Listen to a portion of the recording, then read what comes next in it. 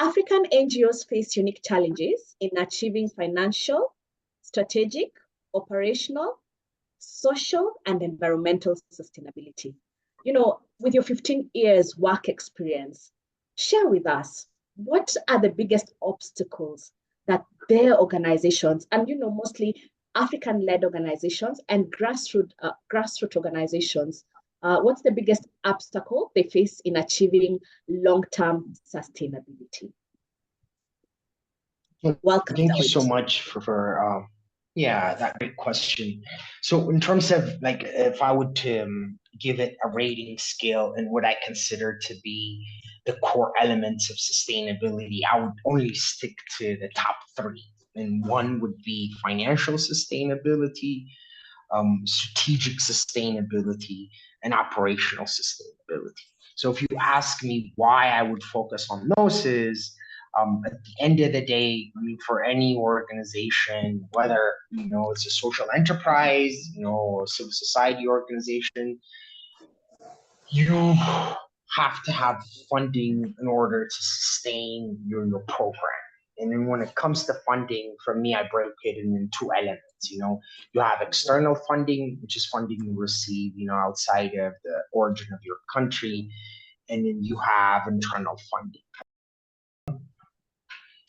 So, and when it comes to our continent, it's not easy just to say Africa, because you have a different ecosystems that are established, in East Africa. And in East Africa, I would include, you have Kenya, Ethiopia, Uganda, Tanzania, and Rwanda. For me, are a bit ahead in terms of the civil society ecosystem, especially. And when it comes to funding, you have Kenya and Ethiopia kind of taking the lead.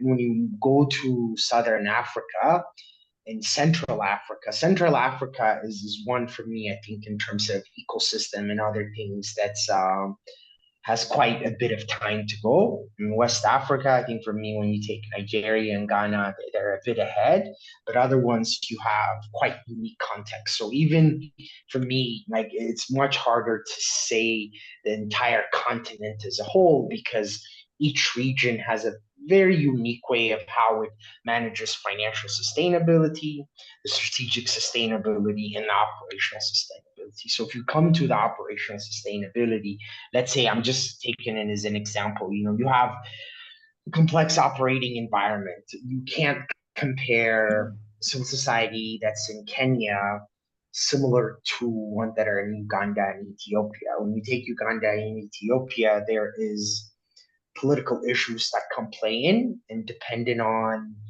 what sector that you're working on.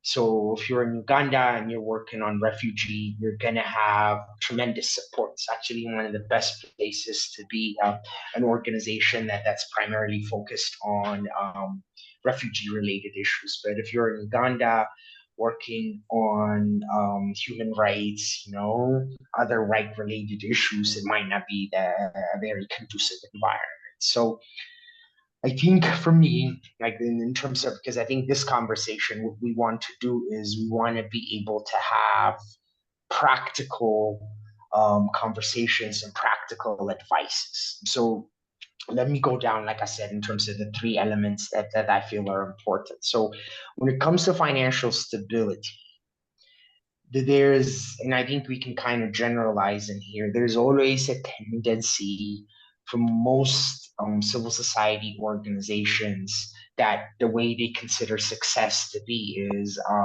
to be able to find funding internationally in terms of like foundations or bilateral funding. That for me, I feel like, in my years of an experience and my engagement in this ecosystem, organizations put that to be at the top of the priority. But when you look at it from a sustainability perspective, one of the biggest problem is dependency on donors, because foreign donors, even though if they're progressive, they support the localization effort, and even ones that kind of lean toward this unrestricted funding, which is supporting the voice of the community, that dependency is always going to have an issue in regards to sustainability. Sustainable funding practices for me involved. This is one thing I think we can learn a lot about from the Kenyan Community Development Foundation is they have this program, and this is a practical reason that they call Match the Fund. And basically what that is as a foundation, they would fund you if you're able to raise 50% of the funding that you're going to receive from the community that you're actively participating in. So for me, like I think for most civil society organizations, that should be in their strategic plan for financial stability is not always looking out for external funding, but building in kind of what I call to be like local philanthropy, community philanthropy. And it can be in two forms. It can be in kindness as well as financial. So that is, and when you have that, you're actually creating programs that the community needs, because usually that's for me, I consider to be the threshold is if a community is willing to invest in the project that you're working on, then that's the project that that community needs. So that's one thing for me in terms of practical advice. The other one is we have, I mean, there's many peppers that are out there, what I call to be a starvation cycle. And there's two elements of starvation cycle, where as an organization, your financial stability practices are based on trends. So, and then I don't know how many of those who are here are guilty of this, but what happens is, so, I mean, this year, the biggest funding things that are coming is climate related issues. So if you're an organization that's been working on WASH project and you see now there is climate seems to be the top funding, people pivot. So you restructure your organization, you restructure your programs, and I don't blame that because I think funding is a primary issue. But what happens is you that's called like you're kind of going supply driven fundraising, which is you're forgetting your demand portion, which is your community. So and this kind of relates to this local philanthropy component as well too, is that if you're anchored in your community financially, you should always be sustainable because that community will support that program and that organization because it becomes kind of an anchor for the community. So the other one is, and I don't think this is only relevant to this continent, but you have kind of an inefficient resource management, and that has a lot to do with the you as an organization, living kind of like year by year or grant by grant instead of having this like 5 to 10 year strategic plans, which where there's for me, I believe in this where you partner with external as well as internal organizations where you create an endowment fund yourself as an organization. So what that does is the endowment fund allows you to sustain your core operations, and it actually gives you kind of more muscle.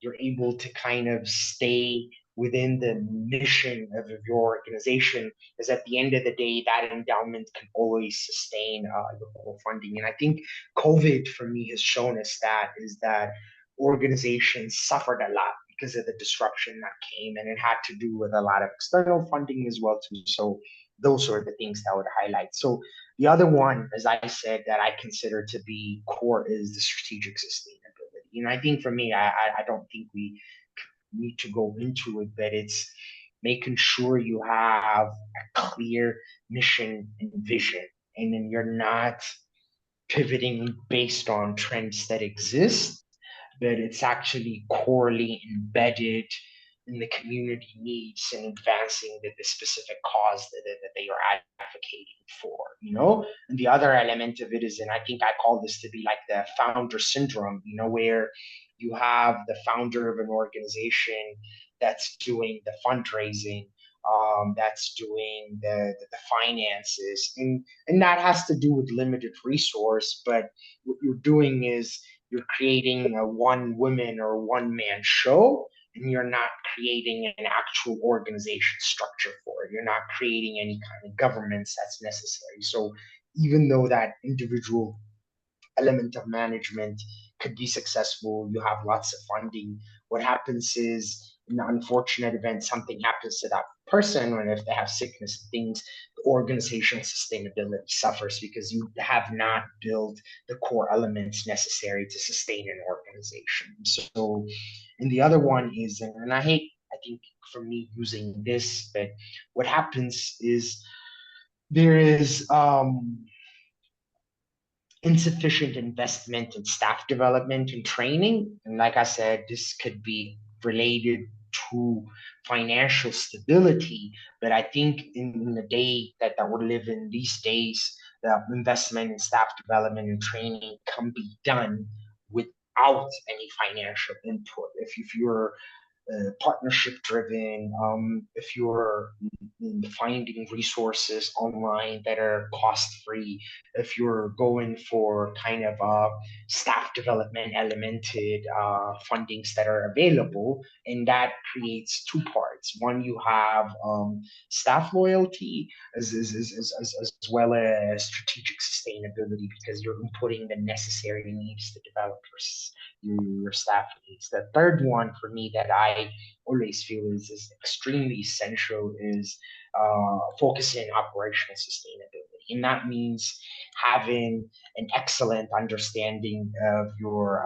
operating environment. So, like I said, if I was an NGO or a CSO that was based in Ghana, and if I'm trying to relocate or open an office in East Africa, you can't take the similar context that you operated from and just transplant it. And then I think one of the biggest pushes that's been in locally led development is this lack of awareness when it comes to the complexity of the area that you're operating in, and having the local expertise needed to make your operations successful. And the other one is, and I think this is one of the biggest factors when it comes to our sector, is what I call it to be human resource constrained. And that usually the staff that we get, we have two level of staff. There are those who've kind of reached a professional peak, either in the private sector and research and other things. They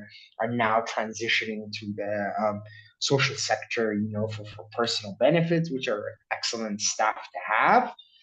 And you have usually kind of new staff members which are recent graduates and those other things, but that creates a huge issue when it comes to operational sustainability, because you're not retaining or attracting qualified staff compared to the private sector. So I think for me, like, this is one area where we need a lot of advocacies. If we can even take Kenya, for example, you have the banking sector, which is comparable salary even to the Western, but then you have the UN, and you have INGOs. Then when you get to local civil society or NGOs, the pay scale they offer is so low. So, and based on that, the talent you attract is not going to be the qualification that we're looking for.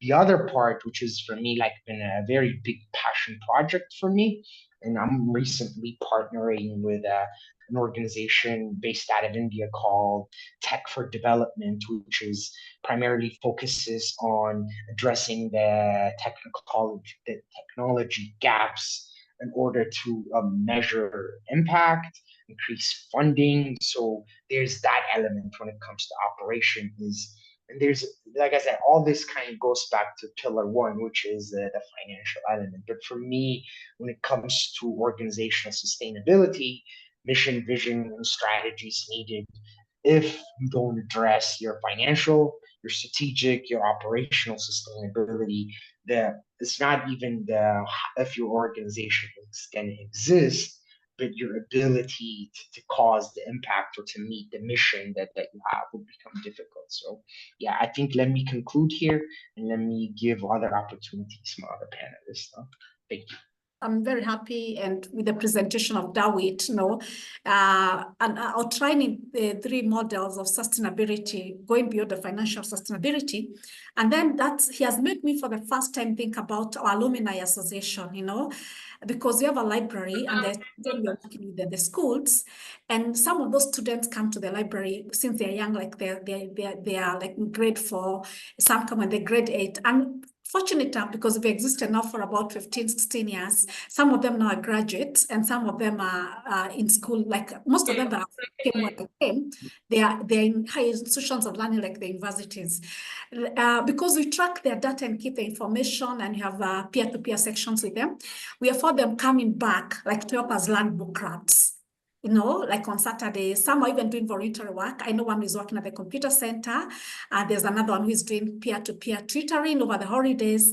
And probably some of these services, because sometimes we're overwhelmed by the children who are coming to learn book crafts.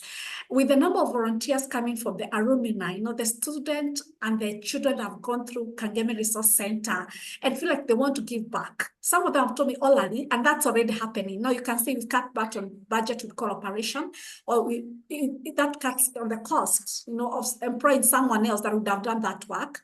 And that's voluntary in terms of time, and time is also an expense.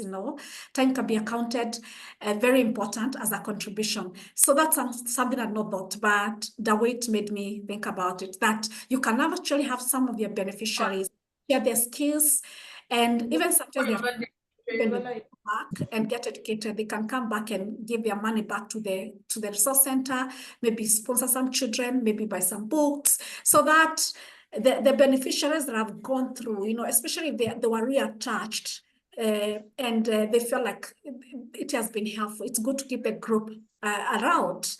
You never know when they'll come back. It's something very interesting, but looks very simple. Thank you so much.